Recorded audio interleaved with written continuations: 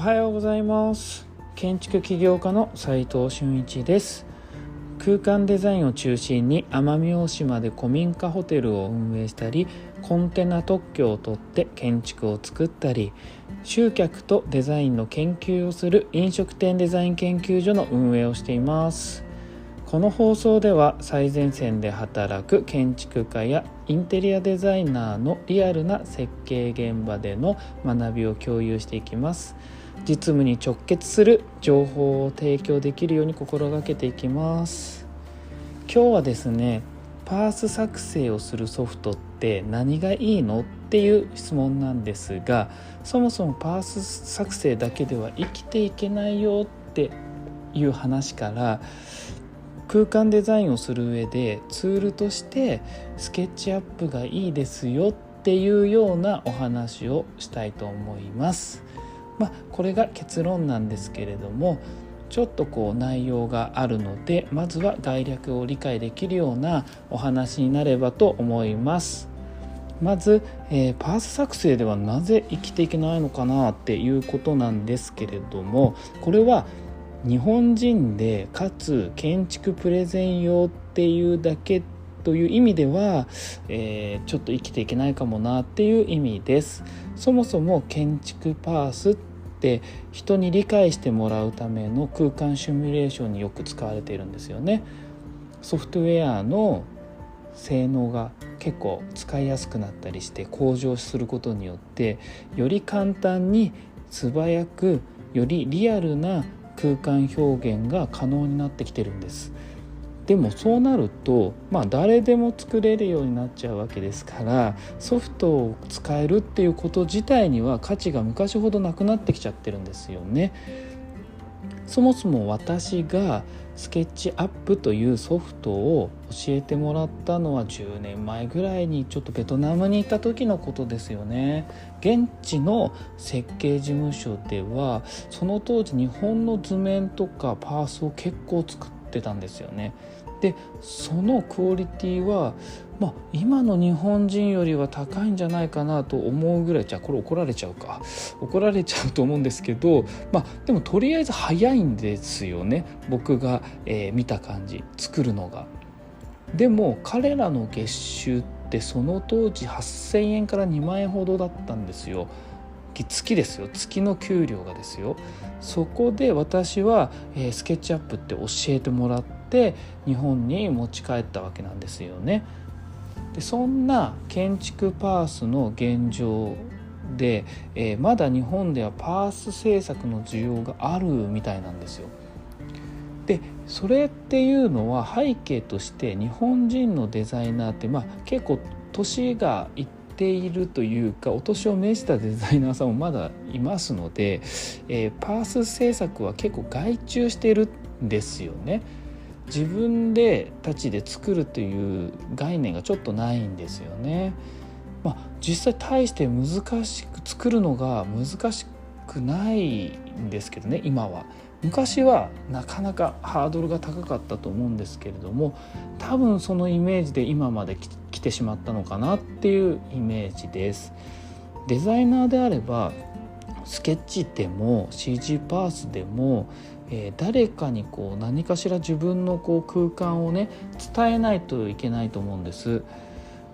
デザイナーにとって言語のようなものなのですが、日本の設計事務所というか小規模な、デザイン事務所にそれ自体できない人が、まだ少しいるみたいなので、仕事としての需要が残っているっていうことなんです。 CG パース作成の仕事で生きていけなくなるというわけではなく、作業というレベルなので単価がおそらく取れなくなってくるでしょうねっていうことなんです。というかまだもうすでに単価は取れないかもしれませんよね。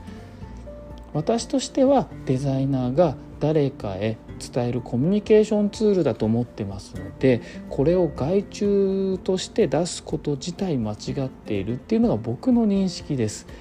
もちろんデザインが固まってプレゼン用に制作する建築パースという意味では、時間を買うという意味でですよ、外注するっていうのはありなんですけれども、デザインをするという意味では使えた方がいいんじゃないかなと思っています。そこで今日の質問のパース作成するソフトって何がいいのっていう質問にちょっと戻るんですけど、正直言って何でもいいとは思ってます。デザインをする上で相手に伝えるための手段なので、でもね、そんなこと言ったらお話しする意味がちょっとなくなっちゃうんで、私がソフトウェアを選ぶ3つの重要視するポイントをお話ししたいと思います。まず1つ目、時間ですね。習得する時間。ソフトを覚えて実務に使えるまでの時間ってことです。これが短ければ短いほど僕はソフトウェアとしては優秀だと思っています。僕の認識としてはあくまでツールなのに、できるようになるまでの時間がかかりすぎてソフトを使うこと自体が目標になっちゃったりとか、本当に重要なデザインをする時間がなくなってしまったりとか、めっちゃ本末転倒になっちゃいますよね。それがまず1点目なんですよ。で、2つ目、これが、設計検討が実務レベルでできるかどうかってことなんです。ビジュアル的な建築パースとしてではなくてですね、空間デザインとしてどうか、実際の現場での寸法とか収まりとか作り方とかの検討ができるソフトウェアなのかっていうことがとても重要だなと思ってるんです。そのパースを作るっていうか立体化すること自体がめんどくさいともうやってられなくなっちゃうからですね。検討によって修正や作り直しというものがクリエイティブな現場では多いと思うんですけど、何度も考えては作って、そして壊して、それの繰り返しなんです。それでパースをせっかく作って作り直すのがしんどくなるようなツールだと、そのソフトウェアだとデザイン制作の足を引っ張ってしまう形になっちゃいますよね。なので作るのが簡単でかつ実務的な設計ができるかっていうのはとても重要なポイントです。で、最後に3つ目なんですけれども、世界で使われているかどうかっていうのも結構重要かなと思ってます。今後日本の需要だけでは建築設計業界っていう、デザイン業界も含めて需要がどんどん落ちてますから、生きていけなくなるような時代になると思うんです。そうなれば必然的に世界に出たり外国人が来ていただいて一緒に仕事をするような世界観になるんじゃないかなと思ってるんです。だから世界で使われている共通ツールみたいなものを選ぶべきかなと思います。世界で使われているっていうのは多言語化していたり、ソフトウェアの開発者向けのツールが無料で公開されたりとか、そのシェアが一気に爆発的に伸びそうなソフトウェアってことですよね。ユーザー数が多いとその他のソフトウェアとの連動もできるようになってきます。実はそれを網羅していたのがスケッチアップというソフトウェアなんです。2006年に Google に買収されて、2012年ぐらいに今運営中のトリンブルっていう会社に買収されてるんですけど、実は Google 時代に無料になっていて、Google らしいですよね。全世界に広がったソフトなんですよね。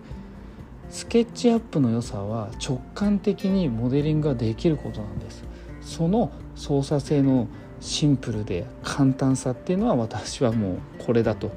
正直私ってもうスケッチと模型でずっとデザインをしていたので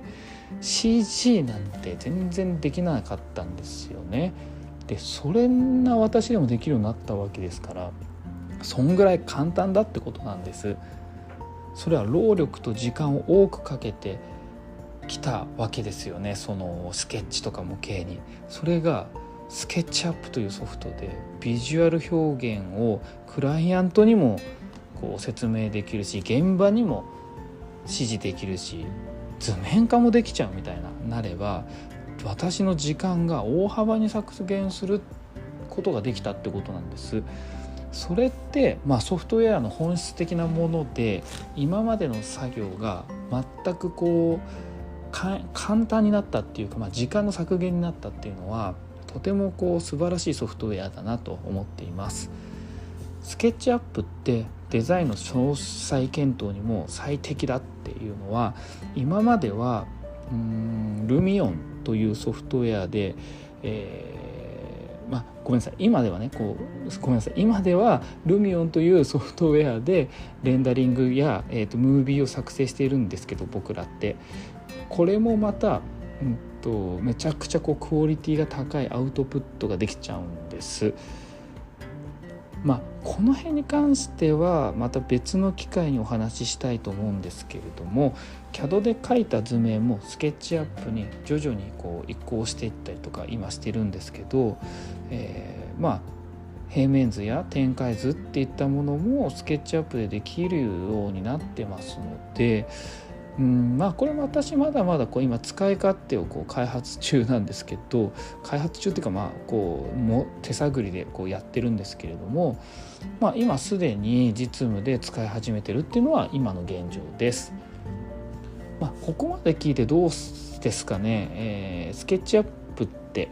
なんかやってみたくなりましたかね。参考になるとすごいいいんですけど、興味の対象としてですね、別にスケッチアップの営業マンってわけじゃないんですけど、本当に使いやすくておすすめだから言ってるだけなんです。無料で最初はちょっと始められるし、有償版も他の CAD ソフトとか CG ソフトに比べると破格の安さなんで、ぜひスケッチアップって言ってググってみてください。今日は、パーツ作成をするソフトって何がいいのということでした。その結論はスケッチアップでモデリングしてみて、とりあえず意見を出し合ってみましょうって感じですかね。とりあえずやってみてください。以上となります。実務で学べるインテリアデザインの学校隠れ家では、最前線で働く建築家やインテリアデザイナーのリアルな設計現場での学びを LINE グループで毎日共有しています。今日のお話で何か疑問に思ったり、ちょっと聞いてみたいことがある人は一度覗いてみてください。それでは今日しかない大切な時間を全力で楽しみましょう。建築起業家の斉藤俊一でした。ではまた。